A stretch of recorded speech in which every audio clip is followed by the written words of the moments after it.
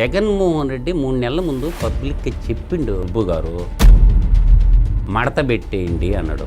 ఏం చేసిండు? ఎటు ఓడ తీసిండా? కప్స్ మడత పెట్టమన్నాడా? దాని అర్థం ఏంది? ఎవడు వచ్చినా మన ప్రచారాలకు అడ్డు మడత పెట్టేయండి అన్నాడు. ఒరే అయ్యా, మడత పెట్టడం నీకేనా చేతవు, మాకు చేత కాదా? ఇది ప్రజాస్వామ్యమురా అని చెప్తుంటే ఇలా అతను ఏంటంటే అతని ప్రసంగాలు మొత్తం ఆ జీవిడి కృష్ణమోహన్ రాజు ఇచ్చే ప్రసంగాలు కదా. కురుక్షేత్రం అనే పదాన్ని ఎందుకు వాడుతున్నాడు?